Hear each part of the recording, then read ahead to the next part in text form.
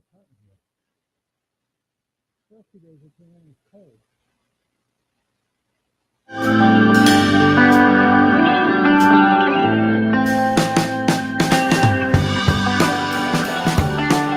You are now, yes. Oh, jeez. Good morning and welcome to I don't know. Every piece of gear is fighting me so hard today. Oh my God. Okay, we're late. Everything in okay. the world is fighting me so hard today. Okay, hold. Good morning and welcome to your daily game face. We need to edit that. I'm Dr. Kim Lannon and I'm here with The World is Against Lou. We don't need to edit that.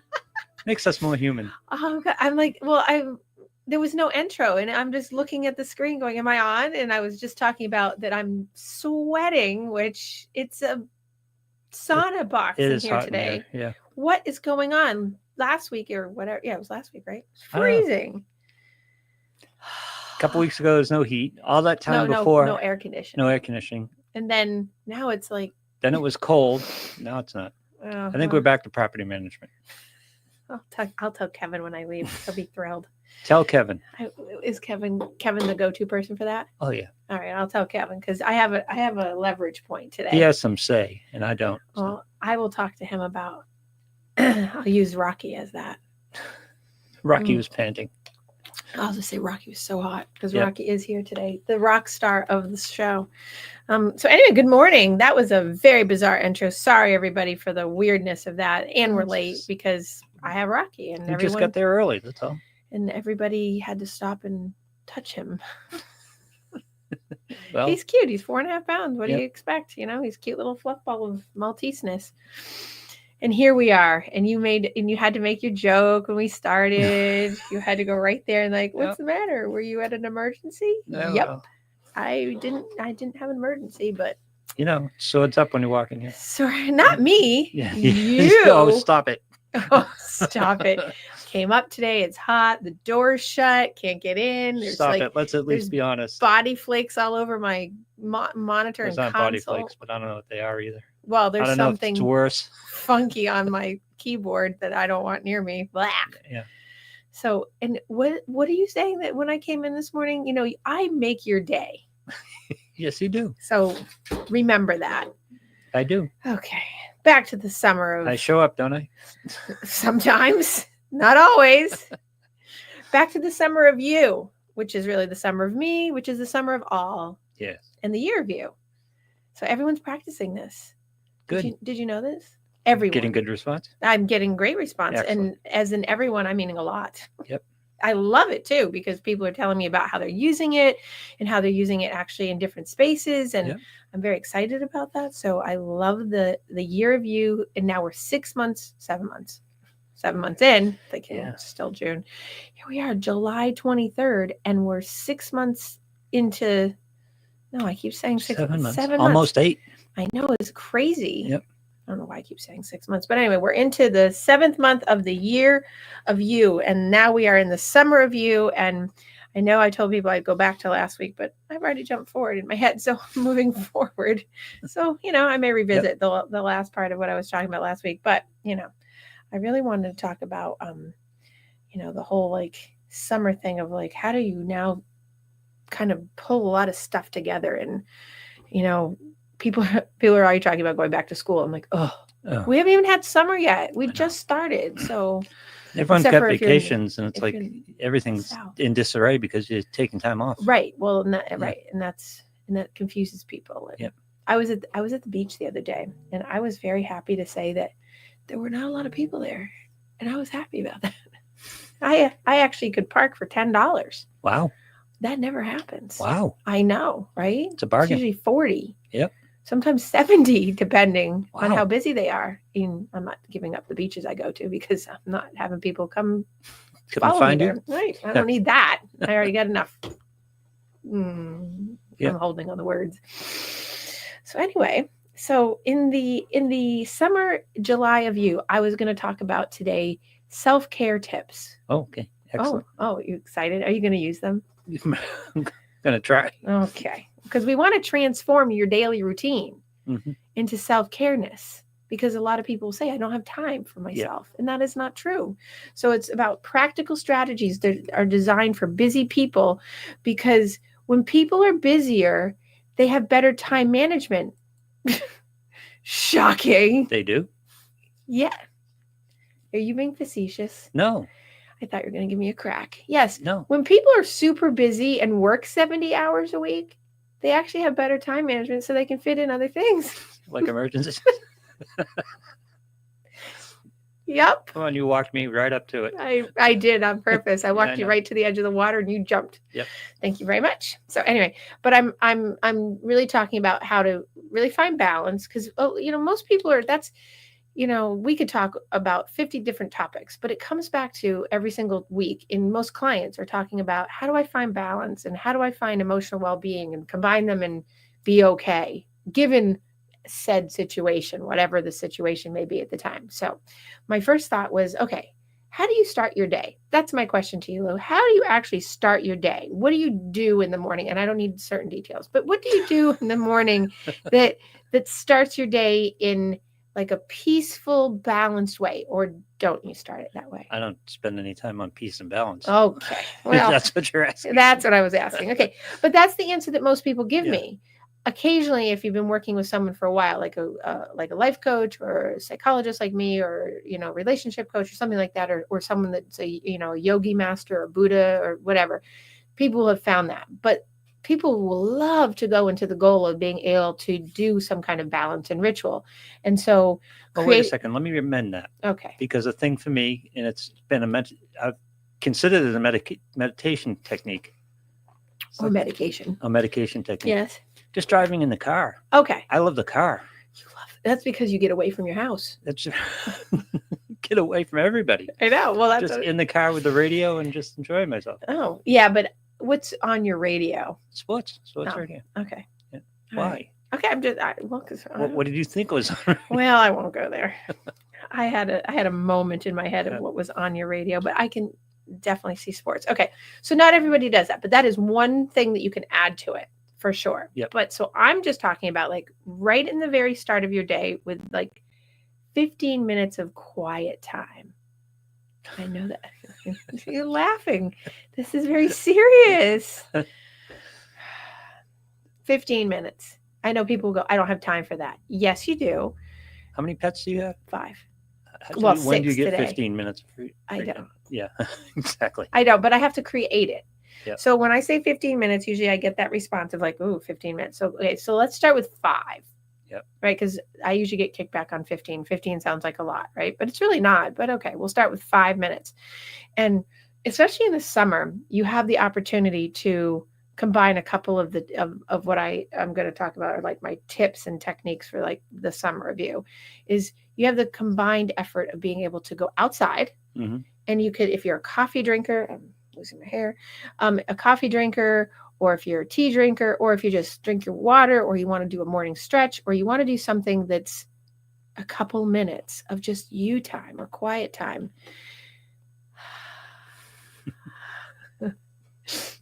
I know what you're thinking too. Yeah. I know. So I want you to start your day with 5 to 15 minutes of just being able to either go outside and drink your coffee, be on your own, be quiet. The quiet is the operative word here. Yeah. Quiet. People will say to me, clients say to me, yeah, but I'm already quiet when I wake up and then I want to talk to people. And no. We don't want to do that. We don't want to get on the phone. We want to just get in quiet time. Now, that doesn't mean some people will tell me, oh, I like to turn on my favorite show in the morning. I totally understand that because I'm a ritualistic person about like having my show on in the background. But in the meantime, you can still take that 5 to 15 minutes of just, journal something. And I'm going to use a different word from journal because journal makes people kind of get creeped out with the whole meditation thing. Just take a minute to write down like a mantra, like how you're feeling that morning, how you want the day to go. I'm feeling tired. I'm feeling optimistic. I'm feeling hopeful. I'm like something like that, like 1 or 2 things like that. And then just put that aside. And then If you don't want to journal or write something, then you could go to have like a small moment of just taking a 10 breath moment. So just breathing in and out, 10 breaths. Right.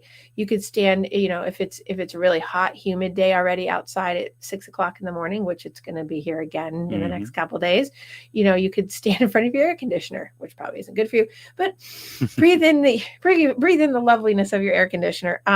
Or you're just looking to find moments for yourself right away in the morning. And that's when I like to have people do like the intention of the day, which I've talked about many times throughout the year of you, is set your intention for the day.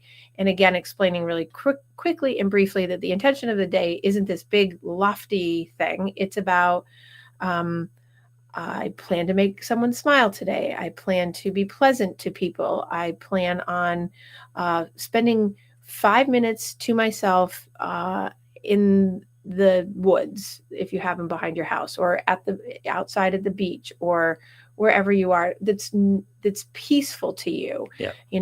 I do have a client that always says the bathroom. And I'm like, if that is where you find peace, sure. It's like the car. Well, it is, right? Yeah. So that's to the thing about the car. The car is especially when you're doing transition time. So your car is your leave house, transition to work, or transition to the next thing you're doing, where you have your downtime and not using your phone, obviously.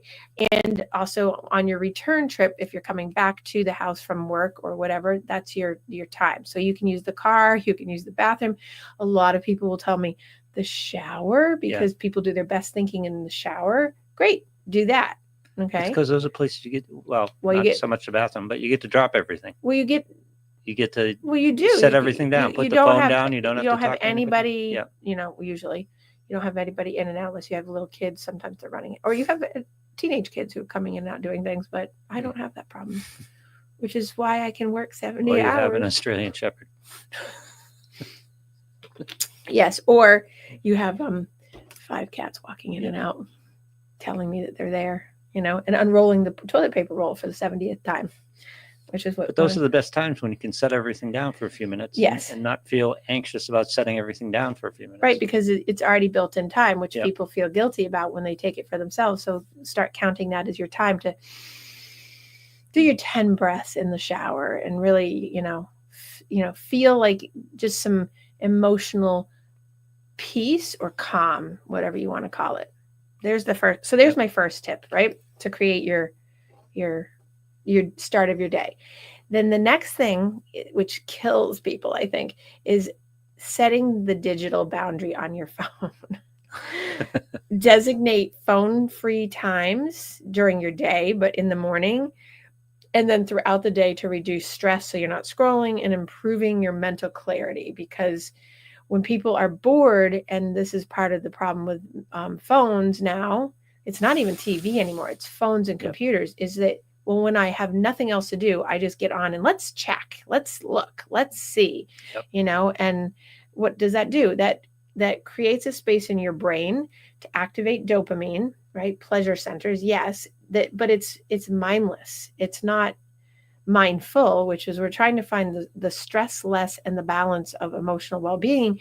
And when you put yourself, even if it's social media, to do, your scroll on puppies and kitties and all those things, you go down the rat hole. I know, I do it. So everybody, it's hard not to, but if you practice setting the digital boundary so that you designate places that are phone free, like I always say dinner, the phones at dinner make me cuckoo. I mean, occasionally I'll check the phone, obviously, if I have an emergency going on or something like that. But by and large, the phone is, it's sometimes on the table, but it's flipped upside down or it's nearby. But in my house, I never have it near.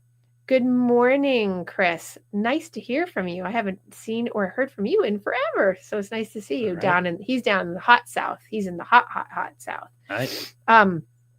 He's in Georgia. Oh, yeah. So he's down in the thick of the heat. So, but that setting that phone down and not having it like at your breakfast table, if you sit to do that and you're not running out the door, or at night when you're having dinner, family time, I've talked about this before. What a great practice of not going out to dinner with your whole family and having phones out, because there's nothing more annoying to me as a psychologist and as a doctor about like that does integrative medical stuff. Your body, mind, and soul have to be all integrated while you eat and you're sitting there and you're talking and you're on the phone. I watch people constantly, families of 2, 3, 4, 5, 6, right? Yep. Nobody's talking, everybody's on their phone. Yep. And I'm like, are you all texting each other? Which I have been at tables where people are texting each other because they're talking about each other. Yes, negatively. Talking about other people. And that. Yeah. Right? It's like, no. So find a place where you designate phone-free times and phone-free spaces. Yep. So, like bedroom, which is hard for a lot of people because that's where they do a lot of their mindless time. Right. So it makes for better mental clarity in those moments. Instead of rushing right to the spaces for that, you're actually just giving your mind the space to maybe do your 10 breaths, maybe do those. If you don't have 15 minutes in the morning, maybe you do 2 or 3 minutes here and there, but it's because you put your phone down or your computer down. Yep. And that makes it better. Okay. Tip number 3. Now, this is one I haven't talked about, I don't think, a lot because we always get stuck on the other things, but body scanning. And practicing body scanning is super important because what it does is it allows you to check in with, where am I feeling tense? Where am I feeling anxious? Where am I feeling not so good? Do I have a pain? Do I have stress pain? Do I have, people go through the whole day so mindlessly, feeling so much in their bodies, but they ignore it. And so when you take a brief moment to check in every so often, that's kind of like setting your alarm every hour to get up, stand, and, when you're at work and go to the bathroom or walk for 5 minutes or go up and down the stairs once. Those are times for those things. But that's the same kind of thing as like take every hour to body scan. And so you go essentially into your head if you can and say, where am I having a moment of feeling? Now, when I do Reiki work, I will have people put their hand on their chest and say, okay, let my body tell me where I'm having an issue. And then just focusing on that. So then I have the person repeat, let my body tell me where I'm having an issue. And your body will speak to you. If you give your mind a break in that moment to allow it, it will say, oh, I'm having actually like this tightness in my back or in my shoulders. And so when I practice that with people, then all of a sudden they can go, oh, I can focus on, I need to drop my shoulders, or I need to sit up straighter. I need to like not be, hunched over, or I need to change my sitting position, or I need to change my seat, or I need to stand up. Or so you're doing a body scan so that you're releasing tension and adjusting your posture, and you're adjusting kind of your latitude for your attitude.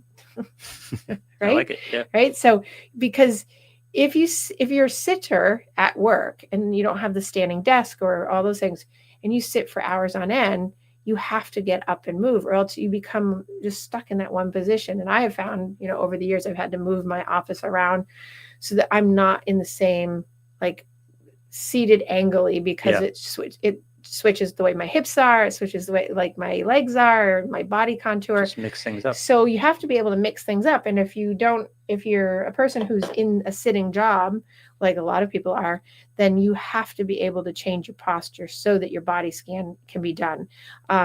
So you get up and just be like, okay, let my heart tell me where I'm having an issue, or let my heart tell me where I'm feeling something right now. And it doesn't have to be good, bad, or indifferent. It just let your body tell you where something's going on. Mm-hmm. Sometimes if you're really centered and you're finding peace and balance, you won't have any kind of adjustments to make. And it's a really cool feeling to be like, oh, I actually feel okay.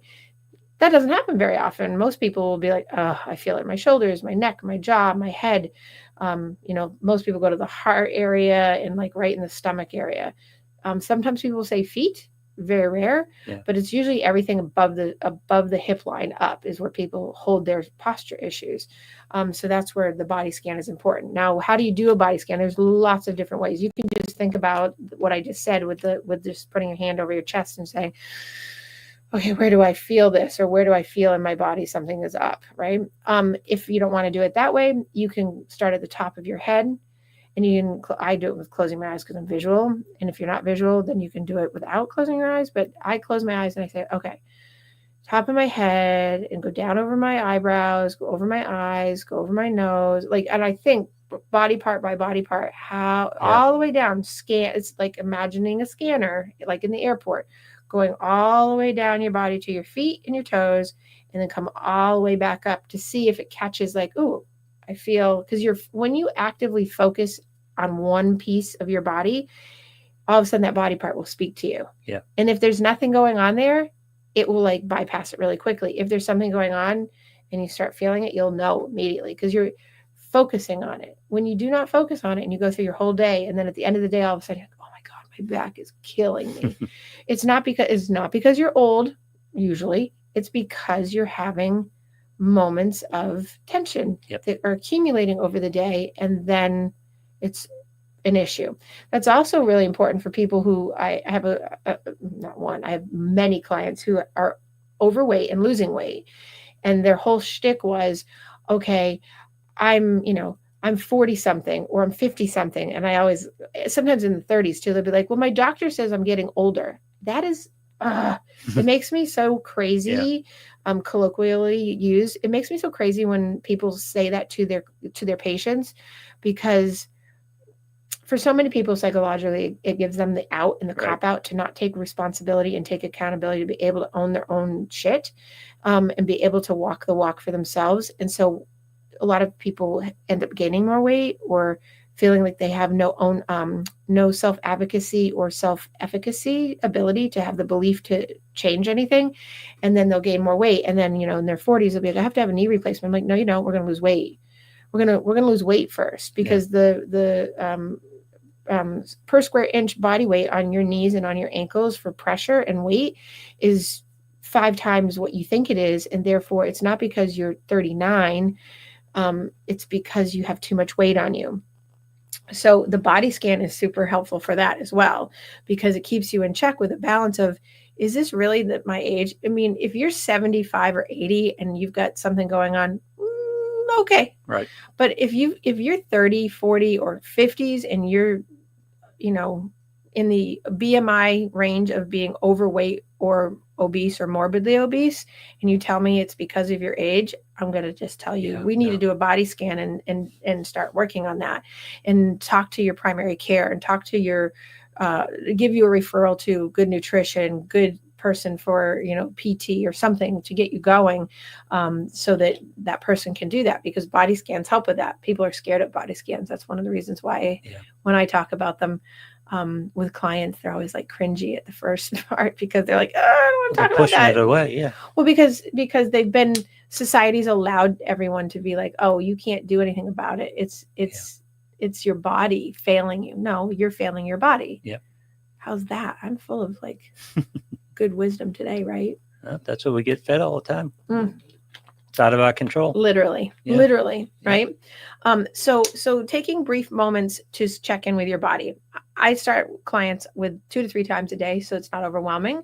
Like, that's one thing you do in the morning, one thing you do in the afternoon, one thing you do in the evening. So car time, bedtime for you, right? So it'd be times to do that. And it takes 2 or 3 seconds that like, oh, okay, I need to shift around, and you'll see a lot of people now, especially this day and age, if you see people rolling their neck when you're out and about, or people put their arms up and they'll stretch. That's usually people that are probably doing body scanning, or they're doing something that they've checked in with and doing that. And then you'll get the side eye look at them going, what are they doing? Now that you mention it, what I've found I do on a routine basis is I try to squeeze out 10 or 15 minutes at the end of the day before bed. Just quiet time. Right. Is it quiet? Do you actually make quiet time? Try. I mean, if I can get it. So you do it at the end of the day, which I would encourage too. Like, you start your day with it and then you end your day with it, but at least you do it once. Yeah. But I'm going to bet you're going to add in the beginning. You're going to try, because I talked about it. Yeah. Right. So what do you do? Sense. So jump back to that. What do you do at the end of your day that is your quiet time? Basically, everything's off. Just sit there for a few minutes. In the dark? No. No, but TV's off. Okay. Phone's down. Okay. Yeah. And then you just sit for a few minutes. Sit in the dark. No, not dark. I'm just giving you a hard time. And I don't do a body scan, but I often do a relaxation thing where I just do the breathing and just try to release everything, all the tension, like starting at the shoulders, and usually once you get past the shoulders. but I'm not thinking about what the body's telling me. It's just sort of Oh. trying to relax my shoulders. Okay. And then 2 or 3 breaths in, you're getting to everything else once you drop the shoulders. So progressive muscle relaxation, the official terminology from back in the day, is what we would use for body scanning. So you're doing a little portion of the progressive muscle relaxation, maybe without even realizing it, because I mean, there's special technique for it that obviously I could teach you, but I mean, my listeners, but it takes a little bit of time to teach that, but that's what you're doing. But I would encourage you to start at the top of your head and like opening up your crown chakra, if we're talking Reiki, or if we're just talking in general. People will be like, what is that? It's just taking the top of your head, and you can even put your hands on the top of your head and just breathe like air into that space. Like imagine air coming in and then just going all the way down. Locate your efforts. Yes, locate your efforts and put that in and do that with intention. And it's not foofy and voodoo schmoodoo. It's about taking in and putting your senses to work. Because we walk around in this blur all the time of everything just going on around us and happening to us, instead of being like, oh, I can actually listen, or I can focus on, seeing something specific and focusing on one thing, or focusing on what do I smell, or what do I taste, or how does my body feel. If you focus on something specific, you will find it more peaceful, because what it's doing is it's down regulating your whole body through the central nervous system. It's down regulating all of the overactivated neurotransmitters in your brain. Word finding difficulty this morning. But your neurotransmitters could be on fire, especially if you just had your phone in your hand, or you're watching the news or something right before bed. You need to soften that down. Kind of like when people say, I'm going to go take a cold shower before bed. That actually activates your body system. I would imagine. And people do that and think, and Wim Hof, who is about being able to slow your heart rate down by sitting in cold water and ice baths and doing all those things. He's a famous scientist, etc. He would say, oh yeah, cold water, stuff like that. He's done stuff for military and everything. And we know that, yes, that does work for some things, and it slows you, but for bedtime and for relaxation and finding your body in space, we don't recommend that in terms of what we recommend in psychology and psychiatry, unless somebody's rogue and they're out there saying like, yeah, do something opposite. Usually it's, take something warm or warmish and kind of, so you sleep, because if not, it's going to activate your brain. There's we're talking about being present in a lot of these cases. Yes. And there's a local professional athlete who uses this phrase called "be where your feet are," and it annoys the living hell out of me, because he annoys the living hell out of me. But that's the concept. But he's right. He's right. Yeah. Right. Well, he can annoy you, but I love that. Be where your feet are. I Be love where that. your feet are. Exactly. I'm where my feet are. Okay. Well, that's good. But you should be where your feet are. But then there's a difference between. But that's what these spaces are all about. But it's about being present. Isn't just about stand, like people will take that literally, like just stand and be. No, you actually have to actually reflect in, and people have a hard time with that. Being reflective or introspective, looking inward to be like, okay,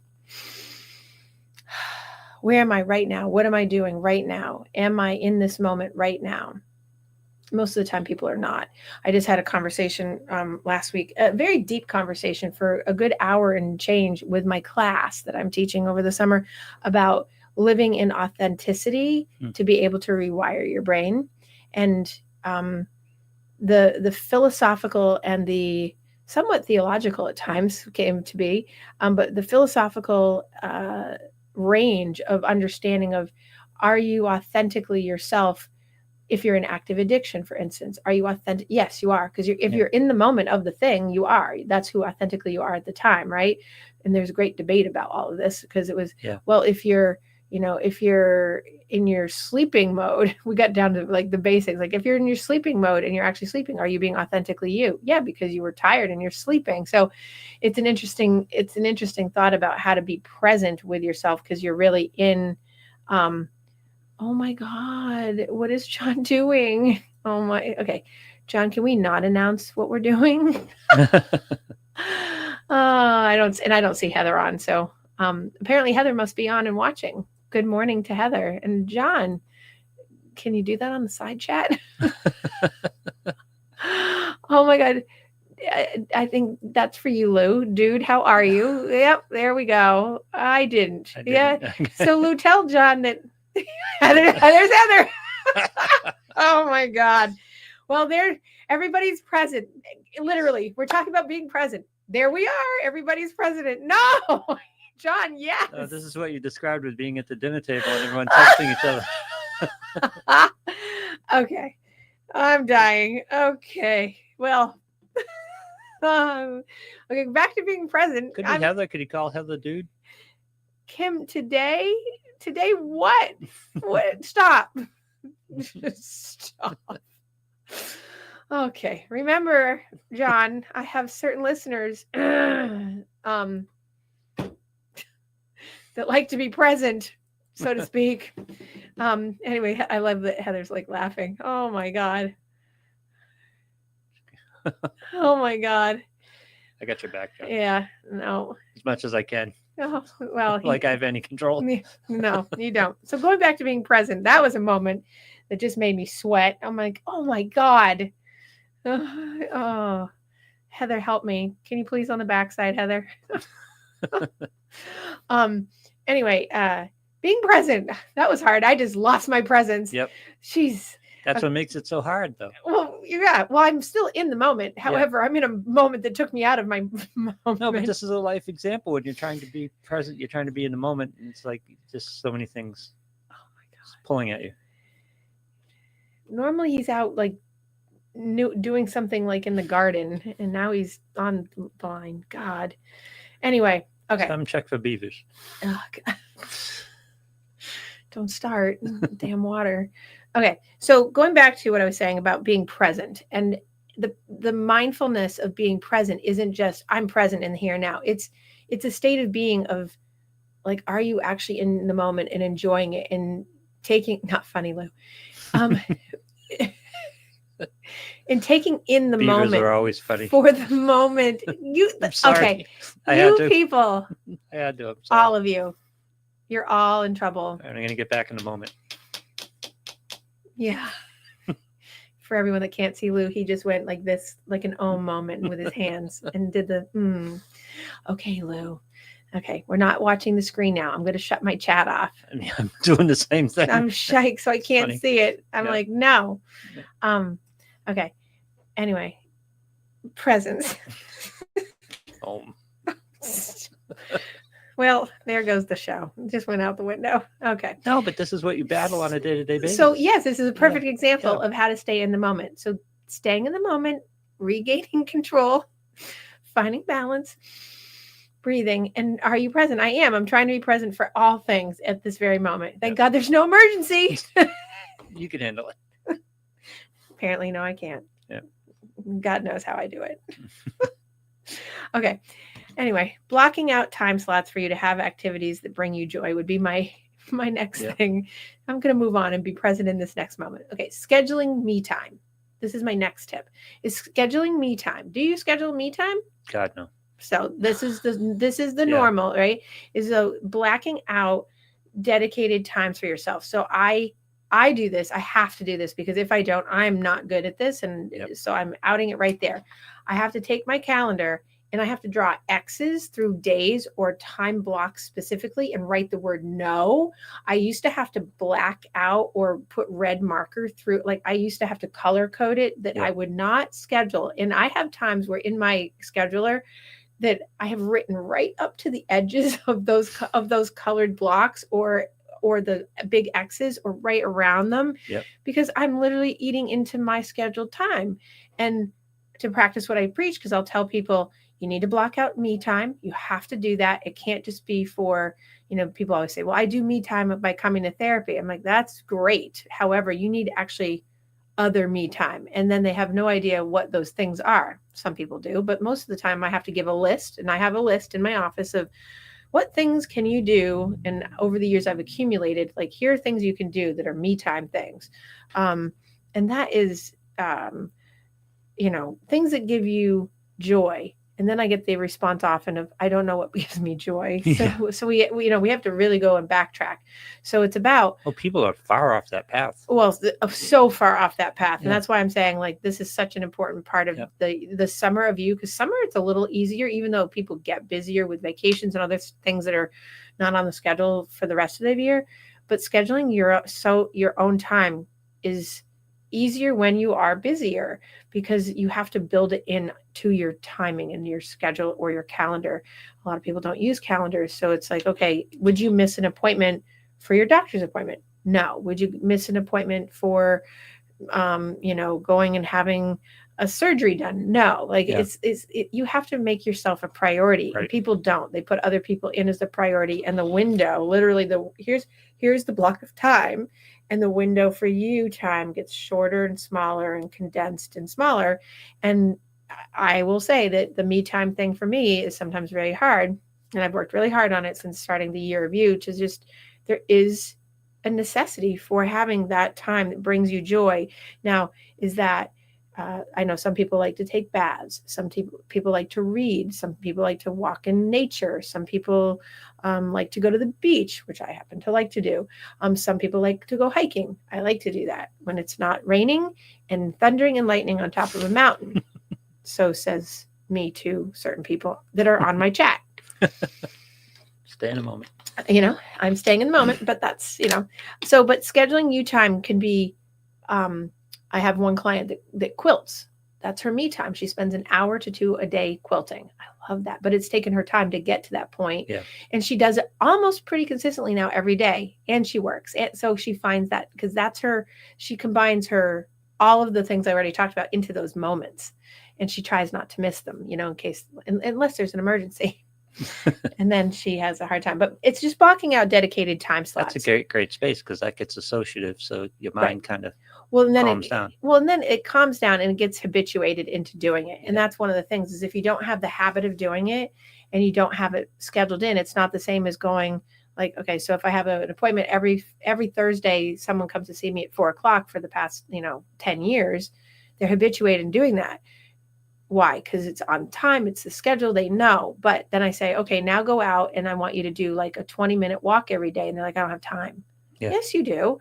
Because you had to find time to do. And that's what I use as the example. If you can find the time to come for your appointment, or you have the time to go to your, your manicurist every 2 weeks, or yes, you do. You just have to habit form, right? So that's what makes it. So people forget that they actually know how to do it, but it's because they prioritize other things over themselves, and that's what gets in the way. So schedule me time. They can schedule priority stuff. They just have to make me time a priority. Yes. And that's and not shorten the window by being like, I had this 2-hour block for me, but I'll make it an hour. I'll still get my stuff in, but I have to do this other thing for that other person. No, you don't. You can say no, which is a whole nother tip. Yeah. But is being able to say no, right? No is a full sentence. It ends with a period or an exclamation point, not a question mark. No. Well, unless you're being facetious. No. Okay. So this is one I beat to death all the time as a tip for your best summer is move. Get your body moving. Your body must move. What do people do in summer? It's hot. They like to sit inside. Yeah. Right? Sit on the deck. And or they can sit on the deck, but they still don't do a lot of movement because they'll say it's too hot. Right. Okay. Get up in the morning, make it a ritual to take 5 or 10 minutes and go for a quick walk, or go outside and, do some jumping jacks. John looked at me the other day and said, do some jumping jacks. I'm like, shut up. I'm like, no. Just out of the blue?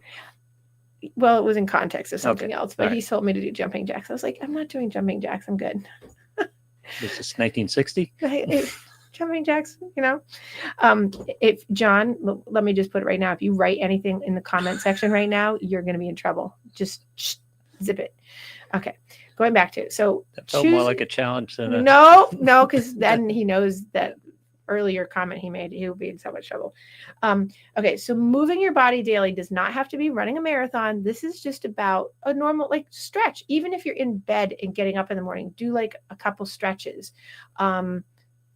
If it's something you don't normally do, great. It's something new. But it's about feeling good about talk about body scanning. do a stretch that helps whatever that tension is right in the morning after you get up and you maybe are on the go. Get some stretching in. Not jumping jacks, but hey, some people like to listen to music in the morning. Do a little dance. I love that. I have so many clients that have little kids that do dance parties in the morning with their kids before they go off to school. I love that, right? Yeah. Because they say they're doing it for their kids, but they're actually getting in some movement for themselves. So they'll do like a whole song dance party, and that's all you have to do. Just it's grab about a little joy.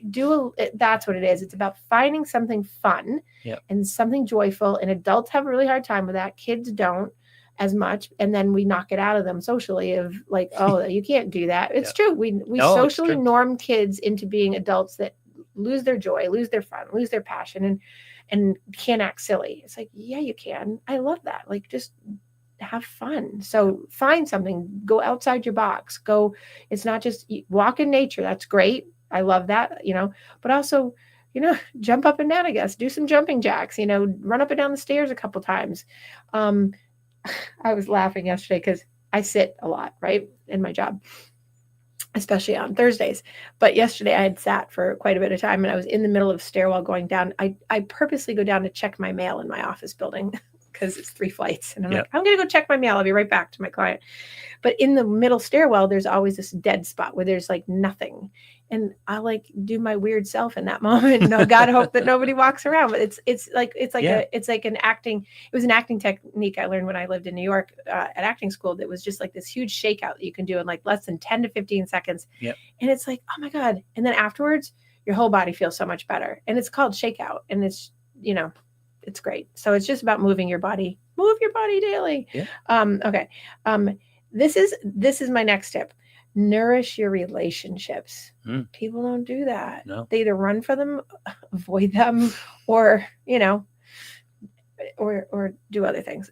Now hopefully she's still listening. I have a person, and I don't know if she's still listening, but I have a person that, and 2 people actually, that write me every single morning a message, and they've been doing it since the pandemic. Nice. I don't think they've ever missed. They may have missed 1 or 2 here or there for something, but every single morning, no matter what, I get a message. If I haven't heard from them by a certain time, I'll be like, I actually wrote one of them this morning. I said, where are you?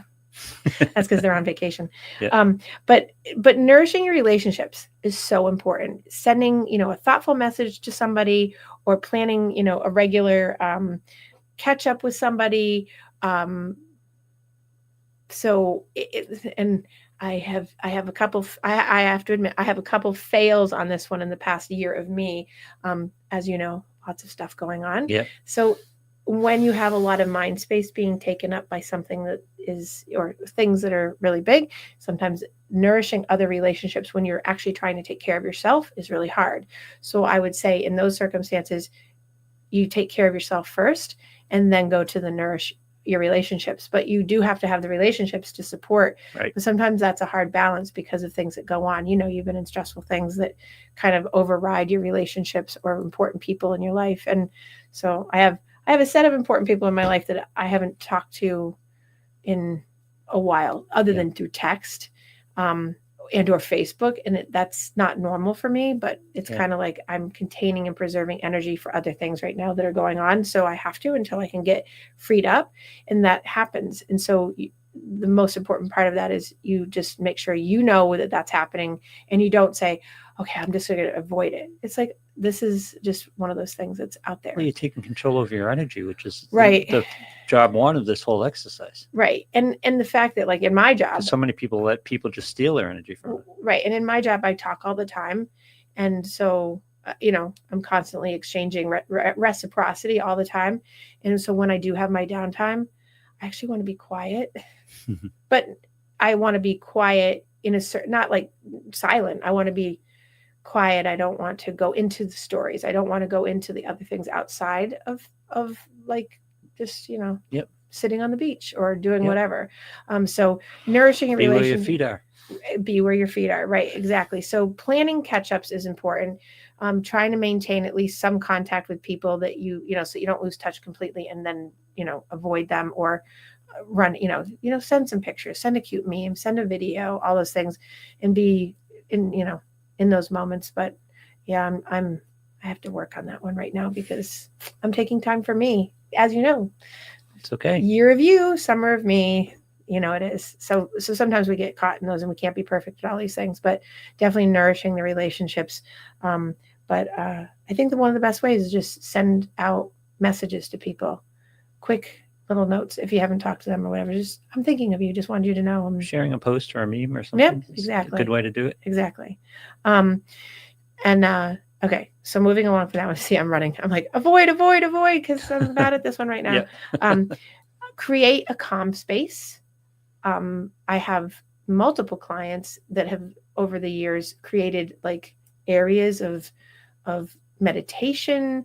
I have a couple that have not a couple, but I have a couple clients that have created a space to just do like yoga for themselves or do their own kind of movement in a small space like the size of the studio where they have it's all decorated nice and it's soft and pretty and whatever. But that doesn't have to be like that. Creating a calm space can be your car. It can be the corner of your home that's for relaxation. It can be that outside swing chair on your deck. It could be, out in the middle of the beach. I don't care, but create a calm space for yourself so that it has something like when we talked about doing, something that's hygge. Remember back about clearing out something that's soft and has that soft textured blankets and it has that warmth to it, something that feels good as the space itself so that you can check into that space is important. Let's talk about eating. Oh. I'm blowing through some of these because I spend a lot of time on a lot of them as it is, but mindful eating. Mm-hmm. Summer is a time where people, they lose weight, but they also eat more. Like that's when all the chips come out and all the barbecue stuff and all the, the condiments and all the high sugar things. Like slow down during your meal, try to stay in the moment, stay present, savor your food, listen to your body's hunger signals. And don't, we're at barbecues or we're at parties or we're just mindlessly eating in a different way than we do in the other times of year in the summer. And so then, also mindlessly drinking sometimes and just like not paying attention to what we're doing, making sure that you stay hydrated with water, and not dehydrating yourself, which is a big thing I see in people that come in. I have a headache. What'd you drink today? Coffee. Okay, you keep dehydrating yourself, but how much water? Oh, nothing. I don't like water. It's like, oh no. Yeah. That's a mindless eating habit that people get into because they think that if they're drinking coffee has water in it, right, that's the rationale I get, then they're drinking water. It's a diuretic. I'm like, no, it's actually dehydrating you. So but mindful eating. The next tip I had for summer is expressing creativity, which is such a weird concept for so many adults. Kids are so good at it, but I love that they've come up with so many cool, interesting things for adults now, like, eat and paint or sip and paint and, bowl and blah, blah, blah, like there's all these like interesting things now that are combined activities for people that, that people can go out and do. Painting classes in the summer. You go through a continuing ed department at one of the local community centers, and it's for all ages. They have painting, they have writing, they have learn a new language, which is hard now because you can do it on Duolingo, but it's more about being social and being creative and getting out there so you can speak to people and there's nurturing relationships. Learn a new skill, but your whole thing is about kind of changing your attitude to do something different and creative. And creativity for people is different for everybody. People often think creativity has to do with artwork. It's not. It can be anything. Go out and just do something, even if you want to like repaint a wall in your house. Decorate your house. Right. That's being creative. If you want to switch I have friends who literally rearrange their furniture at least 3 or 4 times a year. So I'm like, hey, express your creativity, express things, change things around. Mix is good, it changes your room and your look too, of like how maybe something was, you associate things sometimes that are not good with certain furniture or certain blankets or certain rooms or certain colors. Change it up. It's like when people pass away, you can't get rid of the house. You can, But usually I'm almost always telling people, like, after a certain period of time, change something about where that person was, move their stuff, keep it, but move it over, put it in a different space, blah, blah, blah, or change the room around. New color, new bedding, if it's a bedroom, new pillows on the couch, whatever it is. But expressing creativity so that you're engaging your artistic side, even if you're not artistic, to kind of just give you peace. It gives you something settled. You're talking about art classes and stuff. That's such a good way to go about this because it gives it priority. It's an appointment that you want to keep, and it's social. So two key important parts of this. Exactly. And then the last thing I'm going to give for a tip before the end of the show is setting boundaries. I always like to make sure that people talk about, going back to the learning to say no, is finding a good thing for yourself for the summer and for the year of you is saying no. Not to be mean, but to be able to, don't make a plan to commit and drain your energy to things that you really don't want to, and say yes to activities that restore you. It kind of goes back to the whole list of just what I just talked about. It gives you the permission to be able to have you time, body scan, take time for yourself, be able to be creative, have movement, all those things. It gives that whole space for that. So self-care isn't like a one-time, one-day achievement. It's a skill that you have to build that continues to grow and change, and is discovery of things you like and you don't like, and what you want and what you don't want. And instead of just getting like, okay, I took care of myself today, it's like, you got to kind of ritualistically build a habit into your life so that you have a path of well-being and balance. Instead of just talking about how you want it, you have to implement some of these things. And I just gave that list of, I think, 10 things. And I said, okay, I'm good at 99% of them. And there's like 2 little spots where I'm like, but that's what you want, because that you want to be able to get in certain lines so that, if you think of a wheel on a bicycle, the wheel's going to go as straight as it can. It might have a little spoke off, but like I have like a little spoke. But if you have too many spokes that aren't working, what happens? The wheel is like all wobbly and the wheel falls off, right? And that's why people get off and derailed and have issues with all these things. Building habits is the only way to sustain these behaviors. Exactly. And so committing to like your mental health, and that's what I say strongly, commitment with conviction, committing to mental well-being, faces all kinds of challenges along the way, but it's like anything else, taking those 2 roads. There's 2 hard roads. One ends poorly and one ends great. They're hard, but you're going to pick the one that hopefully is going to end great. But most people pick the one that ends poorly or ends hard because it's the one they know. But you have to break the default by committing to like yourself and the challenges of nurturing your mental health and nurturing your body and stronger foundation. And those are the 10 things I gave you, are to how to really put a foundation in place to support you over the summer, but all year long, while you navigate life's complexities, like I did today on the show when John chimed in. Well, it's the way the day goes. There we go. So at the end of the day, you're trying to build balance and more resiliency. And hopefully these 10 tips will help for doing that.